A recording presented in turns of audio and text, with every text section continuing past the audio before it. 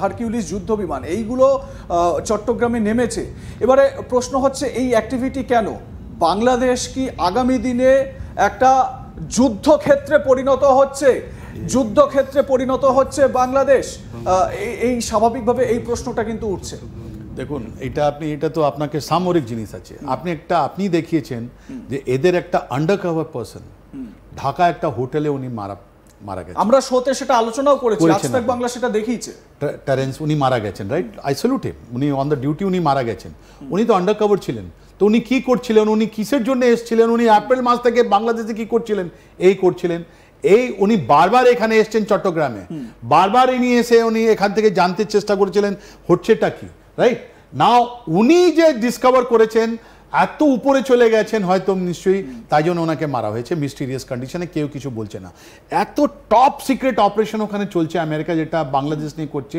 এখন চায়নাও চিন্তিত আছে, মায়ানমার চিন্তিত আছে, অনেক লোক। কিন্তু আমেরিকার একটা জিনিস আছে, সেই অপারেশনে যেটা যাচ্ছে ওর আপনি গন্ধটা তো পাবেন, কিন্তু অ্যাকচুয়াল জিনিসটা আপনি পেতে পারবেন না। আমরা একটু স্যার আপনাকে বিরত করছি। আমরা কিছুক্ষণ আগেই একজন লেডি অফিসারের ছবি আমরা আজ তাক বাংলার স্ক্রিনে, এই লেডি অফিসার কে, এবং এনাকে সব জায়গায় দেখা যাচ্ছে। ইউএস আর্মি এবং বাংলাদেশ আর্মির যে যৌথ মহড়া, সেখানে তাকে দেখা যাচ্ছে। এই ভদ্র মহিলা, ইনিকে আমরা সেটা আনফোল্ড করার চেষ্টা করব আগামী পর্বগুলোতে। অবশ্যই আপনারা আজ তাক বাংলায় নজর রাখবেন।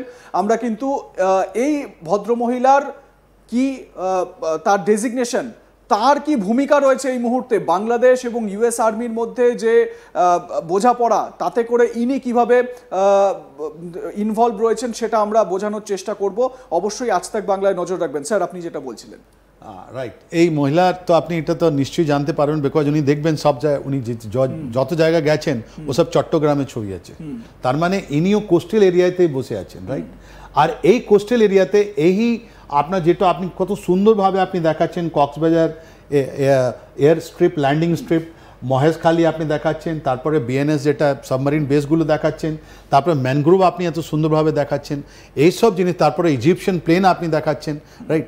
এসব জিনিস একটা ইন্ডিকেট করছে যে আমেরিকান এখানে নিউক্লিয়ার ইন্টারেস্ট আছে, ওদের এরা ফিসাইল মেটেরিয়াল রাখবে। আমরা আবার ম্যাপের মধ্যে চলে আসি, আবার আমরা একটু ম্যাপটা দেখাই আমাদের দর্শকদের, যেটা আরকে স্যার ডেসক্রাইব করছেন। এই যে রুটটা, এই রুটটায় কিন্তু আমেরিকার ভীষণ রকমভাবে নজর।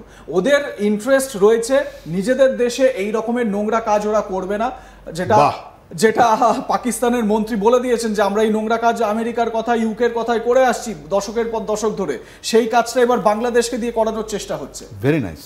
তো আপনি কি দেখছেন কি এই যে ডিস্টেন্সগুলো আছে, এটা বেশি নয়, 15 থেকে 20 কিলোমিটার, 15 থেকে 20 কিলোমিটার নিচে আপনি সেন্ট মার্টিন। এই যে ট্রায়াঙ্গেলে যদি যারা এসছে, কোনো জায়গায় এরা অবজারভেশন সেন্টার লাগিয়েছে, electronic warfare equipment, digital warfare ইকুইপমেন্টগুলো লাগিয়েছে, তারপর রেডিয়েশন কন্ট্রোল জিনিস লাগিয়েছে। এখন ওরা এনেছে strategic weapon system.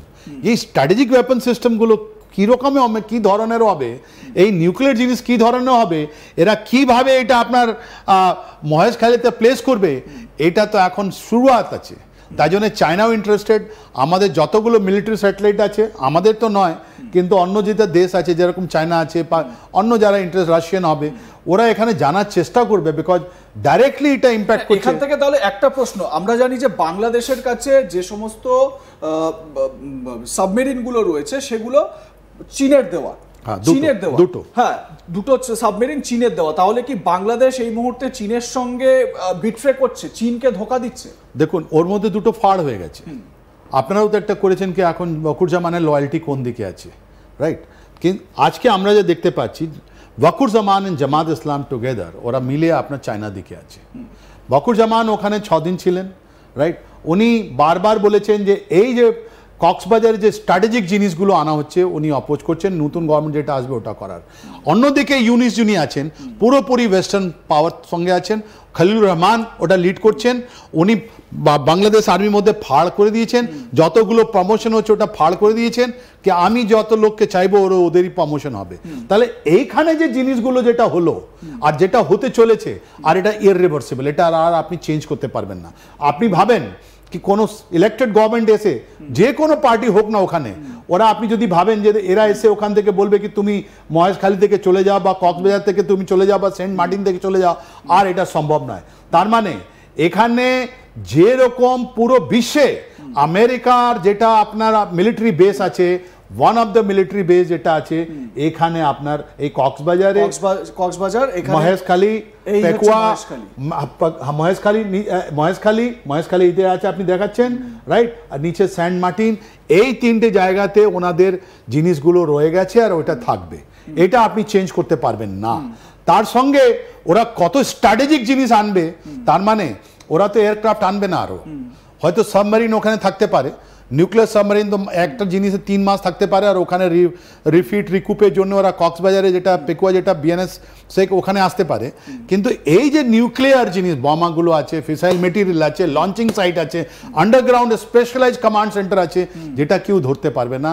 Weather proof, temperature proof, because of mangrove, যেটা এই যে ম্যানগ্রোভ যেটা গাছগুলো দেখছেন, এই টেম্পারেচারগুলো এত সুন্দরভাবে মেনটেন করে, আর এই যে মাটিগুলো এত সুন্দর আছে যে এর মধ্যে কোনো জিনিস আপনি লুকিয়ে দিন, রেখে দিন একটা কংক্রিট, ও কোনোদিন খারাপ হবে না, এবং মানে স্টর্ম, ঝড় ঝঞ্ঝা সেটাও বহন করে নেবে। আর তারপরে এই যে ক্যানোপি, এটা আমরা বলি, এটা যে আপনার এই যে গাছগুলো আপনি রেখেছেন উপর থেকে, স্যাটেলাইটও ধরতে পারবে না কি আপনি কি করছেন ভেতরে, বিকজ উপর থেকে আপনি যখন স্যাটেলাইটে দেখেন তাহলে এই ছবিগুলো আসবে, গাছপালা ছবিগুলো আসবে, মাটি তলার কি আছে সেটা আসবে না। আর আজকাল এই টানেল ওয়ারফেয়ার আপনি মনে রাখবেন, টানেল ওয়ারফেয়ার যেটা আপনার হামাসের সঙ্গে আপনি দেখতে পাচ্ছেন, ইসরায়েলের, তারপরে আপনি ইরানে দেখলেন ওরা সব আন্ডারগ্রাউন্ড চলে গেছিল, ওই টানেল ওয়ারফেয়ার এখানে ওরা করছে। এই টানেল ওয়ারফেয়ারে ওরা মিসাইল রাখবে, এই টানেল ওয়ারফেয়ারে ওরা নিউক্লিয়ার জিনিস রাখবে, এই টানেল ওয়ারফেয়ারে ওরা কমান্ড সেন্টার বানাবে। আমার আপনার কাছে শেষ প্রশ্ন, আমেরিকার নজর যে বাংলাদেশে পড়ে গেছে সেটা এই ছবিতে একেবারে স্পষ্ট। আমাদের দর্শকরা যারা এতক্ষণ এই শো দেখছিলেন তারা কিন্তু এটা অন্তত বুঝে গেছেন, এই রিজিয়নটায় বাংলাদেশের এই জায়গায় কিন্তু আমেরিকার নজর পড়ে গিয়েছে, এবং এখানে যেরকম আমি বললাম আমেরিকা তাদের যত নোংরা কাজ এই জায়গায় এবারে করবে। আমার প্রশ্ন হচ্ছে যে আমেরিকার টার্গেট এবারে কারা? আমেরিকা তো বাংলাদেশকে শিখণ্ডী করে কাজ করছে, আমেরিকার টার্গেট কে? ভারত নাকি আরো যদি আমরা দেখতে যাই তাহলে চীন? কারা আমেরিকার টার্গেট? দেখুন, এটা প্রাইমারি টার্গেট আছে, সেকেন্ডারি টার্গেট আছে। প্রাইমারি টার্গেট চায়না, কিন্তু মনে রাখবেন সেকেন্ডারি টার্গেট আমাদের ইন্ডিয়াই হবে। কেন?